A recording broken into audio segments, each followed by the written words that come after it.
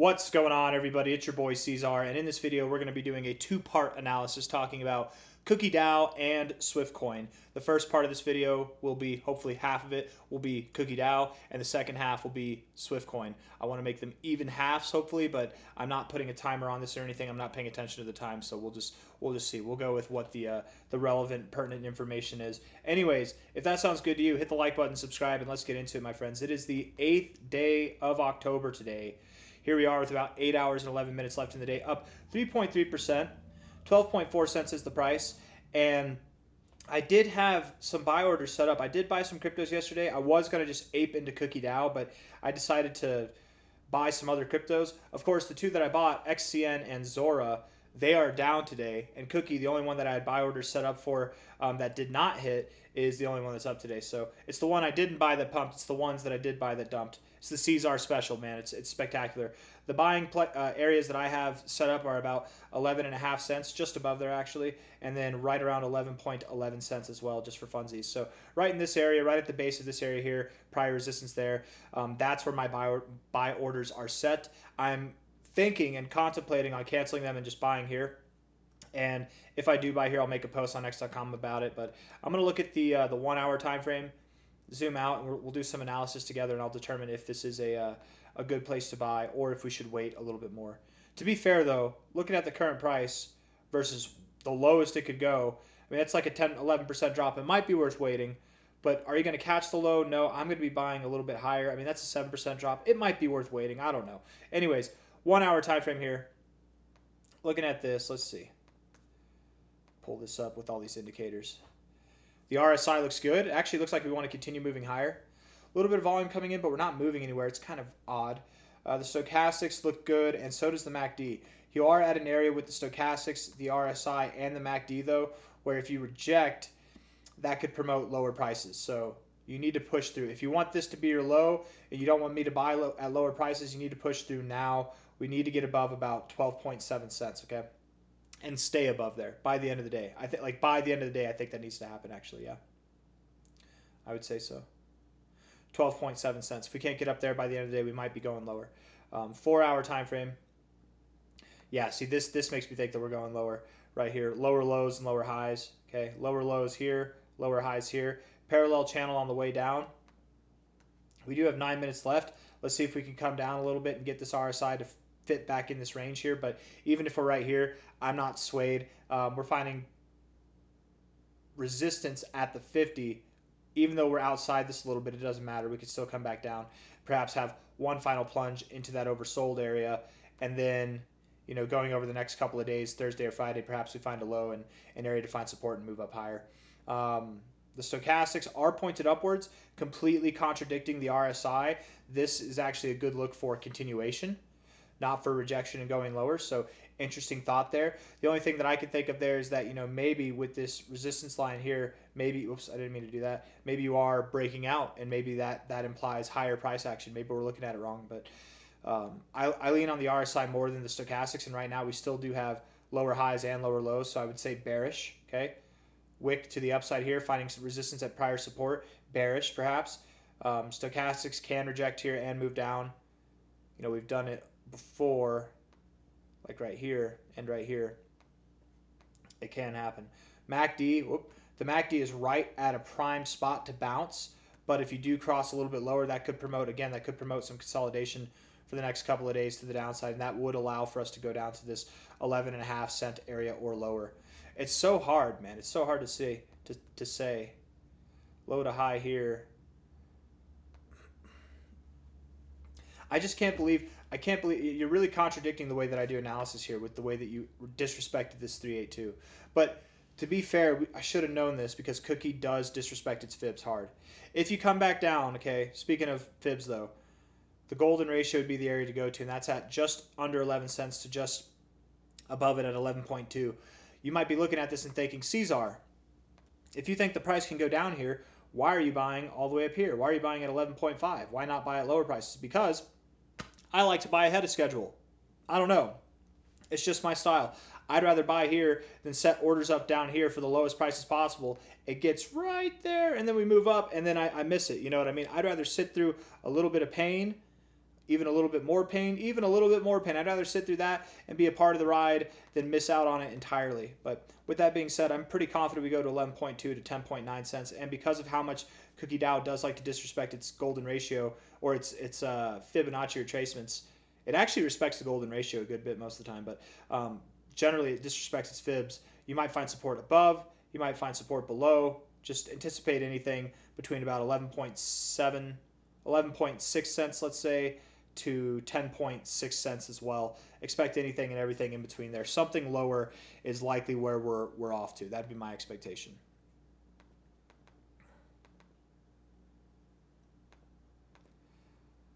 Yes.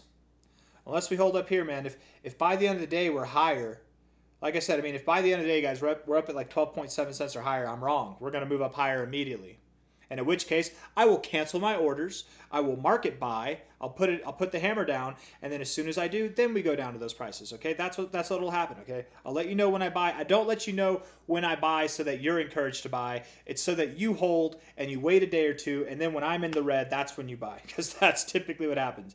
We call it the C-Zar special.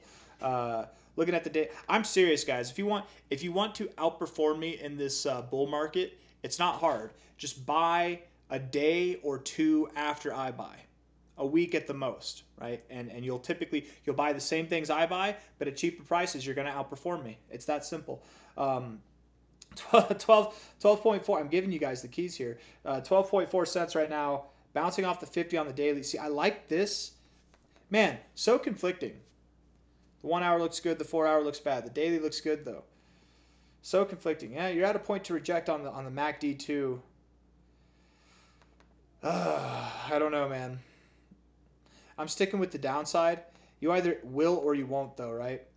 And you do have 8 hours left in the day. Let's see. If you come back down by the end of the day and you close, this bounce off the 50 goes away. You can bounce off the 50 and still come back down. It's not. You can reject the 50 and still come back up, right? It's not the most end-all, be-all thing. Regardless of what happens, you are about to break out. I just anticipate that we're going to see targets somewhere around here first, and then we move up higher. Okay, somewhere around there first, and then we move up higher. 10.6 cents at the lowest. Okay, and if not, if I'm wrong, then we'll just move up higher first, and that's fine. I'd more happily buy here, buying into strength, than I would buy here thinking that we're going to come down a little bit, right? And I'm just trying to time this properly. I can afford it though because I have some Cookie DAO. So even if it moves up without me, I'm making money, right? Looking at this here on the weekly time frame, Cookie's clearly bullishly postured, right? We have very bullish posturing here. W pattern set up. We're just waiting for that second leg to kick off, and once it does, we're going to see new all-time highs. Okay, from a high here to a low there. The expectation is that Cookie DAO sees something on the lines of $1.65 or more, perhaps by the end of October. If not, perhaps sometime in November, and certainly by the end of the year, we should be at these areas. I'm thinking by the end of the year, Cookie DAO will be at $3.90 to $10, somewhere in this range. And then going into the end of the cycle, we should be pushing for a $20 to $46 price. That's my thoughts. Time will tell. We'll see. But the first target area is about a 13x from here. So if you need a 13x, I don't know, sell your shoes, sell your Xbox, whatever it is, put $100 in this thing, and a 13x will turn into $1,300 there. Boom, there you go. Not a bad little flip there. And that's the minimum target. That's the minimum expected target when we see new all-time highs. I really wouldn't be surprised because of how low of a market cap Cookie DAO has. Let's see. 76 million. I mean, a 10x from here it's not easy, but it's easy. You could do a 100x from here like that, no problem. Like, I'm serious, you guys. We could see some crazy things between now and the end of the month of October. Certainly between now and the end of the year. I know it sounds crazy, a 60x by the end of the year, but man, it could happen. It really could happen, and beyond that even. Certainly by the end of the cycle, we'll be up here and beyond. I don't think I have anything else that I want to say on Cookie DAO's aspects, so let's move on to Swiftcoin. Okay. Swiftcoin is the next one here. Here we are, up 13% today. 13.7%. Why does it say? Oh, it's because I'm on the weekly time frame. Okay, up 12% this week.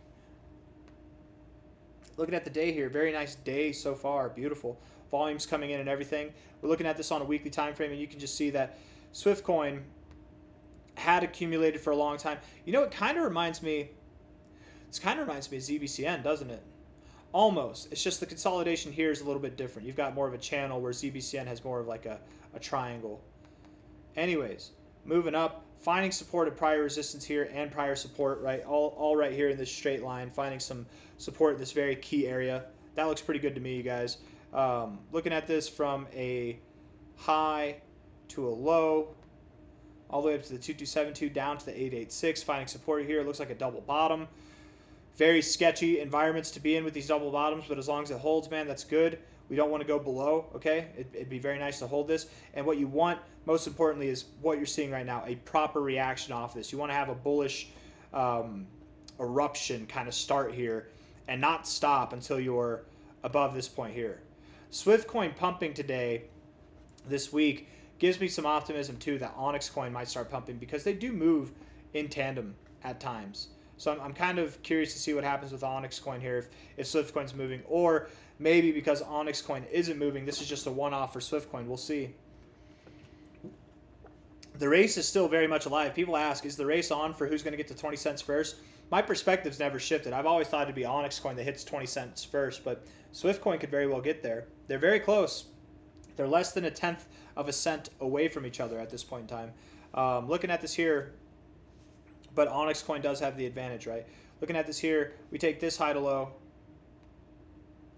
The target area is literally, look at this, okay? 2272 is your most recent resistance point. The next target area would be the 2618 to the 3113, okay? That's your next target area. You take this high here, you put it at this low, and your 1272, 1618 area lines up perfectly in that same area, right? It's uncanny. So something between 7.8 cents and about 15 cents, somewhere in that area. You'll probably find some turbulence there. Okay, consolidate and then continue to rally. You might be up here by the end of the month. And if you're not up here by the end of the month, certainly going into November, I would think that you're up here. Yes. In November, I would expect Swiftcoin is at new all-time highs, if not by the end of the month. 7.7 cents to 14.6 cents, pushing on to higher prices. Ultimately 24 to 30 cents, if not even beyond that, going into the end of the year. We should be seeing this. And if it's not the end of the year, it's only because it happened sooner, right, earlier. But I do expect big things out of Swiftcoin. We're looking for a massive move here, probably and likely the largest move that you've ever seen in your entire life. It's loading up right now. Is it a good time to buy right now? I mean, you're up 12% this week. It might not be the most ideal time to buy, but you are down overall with this chart here. If we're looking at this on a 1-hour time frame, RSI, stochastics, MACD, they all look bullish, very, very bullish. Looks like you want to continue. 4-hour time frame, very bullish as well. You are overbought. You know, you're at an area where you found resistance before. Might you find some here? It's fine if you do, but I think you're going to continue. Daily RSI is looking good. Stochastics are looking good, and so is the MACD as well. So I think, I mean, you're just building bullish momentum now. You're about to cross above the zero. You might load up a little bit more, right? You might consolidate in this range for a little bit more. Perhaps what you do is you form a inverse head and shoulders, but then going into maybe next week or the following week, you should really be breaking out of this. If I'm wrong, again, the only way that I think I'd be wrong is that you just break out sooner. Maybe it's not next week. Maybe you're breaking out today, tomorrow, and the next day. But you should be seeing some explosive price action take place over the coming weeks. That'd be my expectation. Certainly looking for prices that are either near or at new all-time highs by the end of the month.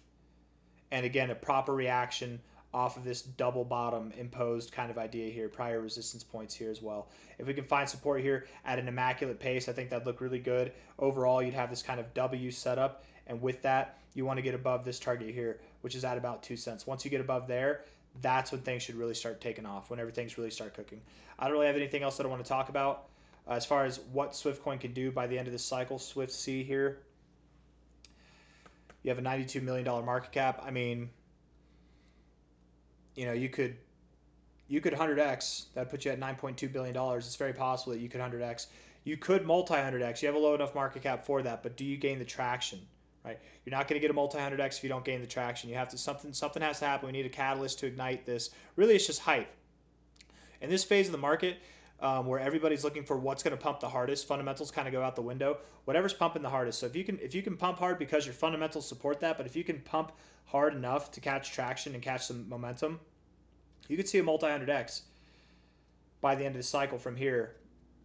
But at this point in time, I'm leaning more toward the idea of like anything from a 40x and beyond, right? 40x, 100x.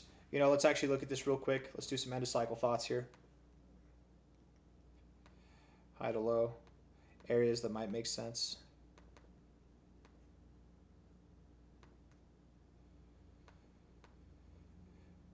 Like bare minimum, you're gonna be up here by the end of the year, man. I would think, okay, so probably like a 54x to a 98x, something between 50 cents and $1, just above 50 cents, just below $1. The most I could see you hitting by the end of the cycle would be about $1.50 to $2.27, okay? But that's the most. I'm more expecting 50 cents to $1 and probably just below $1. Okay. Hit the like button, subscribe. Thank you all for being here. I'll see you on the next one. I hope you enjoyed the video. Take care. Bye-bye.